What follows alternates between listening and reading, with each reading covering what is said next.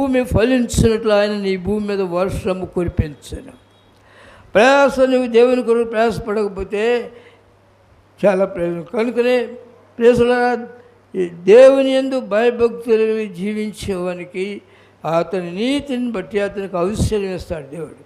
ఆ ఐశ్వర్యము నీ ప్రయాస వల్ల వృద్ధిలోకి రాదు, అది గుర్తుపెట్టుకో. కనుక నువ్వు ఐహిక విషయాలు ఏమన్నా వాటిని తీసేసుకోకపోతే ఒక ప్రక్కన ముండ్ల తుప్పలు వచ్చినప్పుడు ఏమవుతాయి అంట, ఆ మొక్కలు ఏమవుతాయి, వంగిపోతూ ఉంటాయి. అంటే అర్థం ఏంటి? ప్రార్థన పోతుంది, అర్థం చేసుకోండి. నిద్ర వస్తుంది, నిద్రతో వచ్చి నిద్రపోతూ ఉంటాము, మాటలు దేవుని మాటలు పడవు. కనుక ఏం చేస్తాము? షికారులు చేస్తాం, అంటే పెత్తనాలు చేస్తాము. పెత్తనాలు చేస్తే ఏమవుతుంది? ఏమవుతుంది తెలుసు కదా మీకు. పెత్తనాలు చేసాడు, ఏమైంది? నిద్ర ప్రార్థించవలసిన సమయంలో, యుద్ధం చేయవలసిన సమయంలో యుద్ధం చేయకుండా నిద్రపోయినందువల్ల మేడ మీద అటు ఇటు తిరుగుతూ ఏమైపోయాడట? పని చెడిపోయాడా? సామాన్యుడా? భక్తి లేనివాడా? పేసోలరా, దేవునితో హత్తుకు జీవించినవాడు కాదా?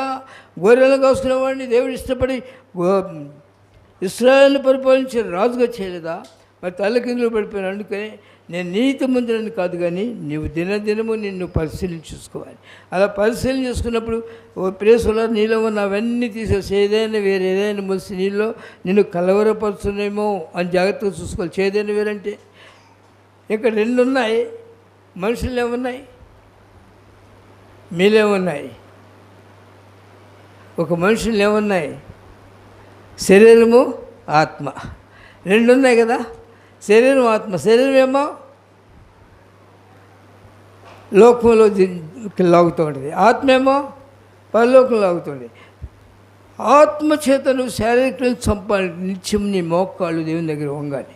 అలా వంగినప్పుడు నువ్వు ప్రార్థన చేయనప్పుడు నీ శరీరం లాగుతుంది. లాగిన తర్వాత ఏమవుతుందో తెలుసునా? ఏమయ్యాడు ఆయన? వ్యభిచారులారా, ఈ లోక స్నేహము దేవుని దృష్టికి వైరమని మీరు ఎరుగరా? నీలో ముండ్ల తుప్పలు ఉన్నప్పుడు ప్రేసులరా, నీవు లోకాన్ని స్నేహిస్తాడు. మొట్టమొదటిగానే పాపంలో పడడు. ముందు లోక స్నేహితులు, లోకాన్ని చూస్తాడు, మనుషులు చూస్తాడు, భయపడుతూ ఉంటాడు. భయపడి ఏం చేస్తాడు? ఏమన్నా అనుకుంటారేమో వెళ్ళకపోతే, ఏమండి అంతేనేమో చేయాలా? వాళ్ళు బాధపడకూడదు కనుక వెళ్తాను. బాధపరిచేది ఎవరిని? నిన్ను బాధపరచకుండా నరకం నుండి విడిపించి మహిమలో నిత్య సంతోషం ఇచ్చే తండ్రిని దుఃఖపరిచి మనుషుల కొరకు నువ్వు పరిగెత్తినప్పుడు నీలో ఏమన్నాయి? అణిచివేసే స్వభావం లేదా? వీటిని తీసివేసుకుని నువ్వు జాగ్రత్తగా బ్రతకగలిగితే, నిత్యము నువ్వు ప్రార్థన చేయగలిగితే ఆయన ఆత్మ నీలోనికి వచ్చి నీలో ఉన్న ప్రతి అవిధేయతను తీసేస్తుంది. కనుక ఆ మనుషుడు కన్నీటితో దేవుని పాసంలో ప్రార్థన చేస్తుంటాడు. ఈ కన్నీటితో ప్రార్థన చేసినప్పుడు ఈ కన్నీరు ఎక్కడ పోతుంది? హృదయమనే ఈ భూమిలోకి పోయి ఈ భూమిని మెత్తం చేస్తుంది. కనుక ఎక్కడి నుంచి నీతి మొలుస్తుంది. గుర్తుపెట్టుకో. కన్నీళ్లతో విత్తు క్రైస్తవుడా, కలవరమల్దేదో వెల్దులకు. కన్నీటితో నువ్వు దేవుని పాసంలో ఎల్లప్పుడూ మోకరించి ప్రార్థన చేస్తే నీలో నీతి మొలుస్తుంది. ప్రేసోలారా, నీతి నీలో ఎప్పుడైతే మొలుస్తుందో నీ జీవితం అంతా క్షేమమే. నీకు అంత చల్ల ఆనందము, సంతోషం. ఈ లోకంలో శరీర కార్యం నేను సంతోషపరచు. అందుకని అల్పకాల పాప భోగములు అనుభవించడం కంటే యేసు ప్రభుతో శ్రమలు అనుభవించట మేలు. కనుక ఏం చేయాలా?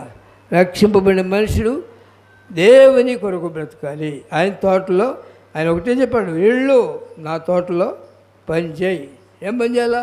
కొంతమంది నీళ్లు కట్టాలి, కొంతమంది కలుపు తీయాలి. తోటలో పనులు ఉంటాయి కదా, నీళ్లు కట్టాలి, కలుపు తీయాలి, పాదులు చేయాలి. ఎవరి పని వాళ్ళది. కానీ మనం అందరం కూడా దేవుని తోటలో పనిచేయడానికి పిలిచినప్పుడు ఎంతమంది దేవుని తోటలో పని చేస్తున్నాం? హృదయంలో ఉన్నదంతా సరి చేసుకున్నామా? అలా సరి చేసుకోగలిగితే ఇప్పుడు 2:84 కీర్తనలకు 2 దయచేసి.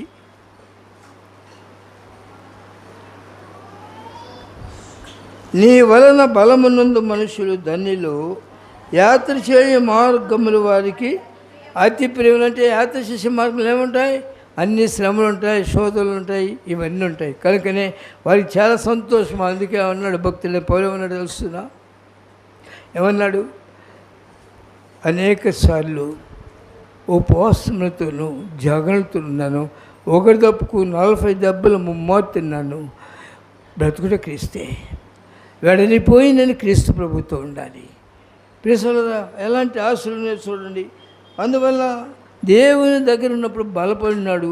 శ్రమలు వచ్చినాయి, వెంటనే ఏమన్నాడు తెలుసిన పౌలుని, వచ్చేసి నా దగ్గర కూర్చోయా అనలేదు. కానీ నువ్వు వెళ్ళు, ఫిలిప్పీ పట్టణానికి వెళ్ళు, విగ్రహాల దగ్గరికి వెళ్ళు, వ్యభిచారుల దగ్గరికి వెళ్ళు, త్రాగుబోతుల దగ్గరికి వెళ్ళు, వెళ్ళి నువ్వు సువార్త చెప్పు. వెళ్ళి పొలం బండి ఇవ్వలేదు. ఏమన్నాడు? దేవుని పొలం బండి, నువ్వు దేవుని తోటలో పని చేయి. జీతం ఇస్తాడా? ఎవడా ఇస్తాడు? ఇస్తాడని చెప్పగలిగినాడు ఎంతమంది? దేవుడు ఇస్తాడని చెప్పగలిగినాడు ఎంతమంది? సరిగ్గా చెప్పండి, మనస్ఫూర్తిగా చెప్పండి. మరి ఎన్నిసార్లు దేవుని కొరకు సన్నిధిలో కన్నీరు కాస్తున్నారు? ఎంతకాలం ప్రార్థన? ఎవరి మీద ఆధారపడవద్దు, పని చేసుకోవాలి, తప్పదు. కానీ ఎంతవరకు లిమిట్. ఎక్కువ సమయం దేవునితో గడపండి. దేవుడు ఎంత దీవిస్తాడో తెలుస్తున్నాం. సౌలును పౌలుగా మార్చిన తర్వాత పౌలు ఎంత దీవెనబడిన అంటే, ఆయన పరలోకంలో ప్రభువైన క్రీస్తు వారి ప్రక్కన కూర్చున్నాడు. నా ఆస్తులు ఆయనతో ఉండాలి. ఎక్కడ పెట్టుకుంటాడు? నేను ఈ మధ్య చెప్పినట్టున్నాను మీకు. ఎక్కడ పెట్టుకుంటాడు ఆయన? ఏంటి అప్పుడే మర్చిపోయారా? పోయిన వారంలో చెప్పినట్టున్నాను. ఎక్కడ?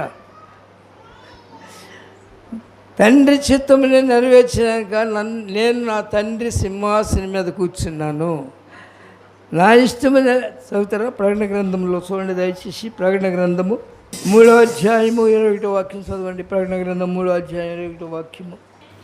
నేను జయించి నా తండ్రితో కూడా ఆయన సింహాసనం కూర్చుండి ఉన్న ప్రకారము జయించు వారిని నాతో కూడా నా సింహాసనం కూర్చుండనిచ్చేదను. సంగములతో ఆత్మ చెప్పు సంగతులను చెవిగలవాడు.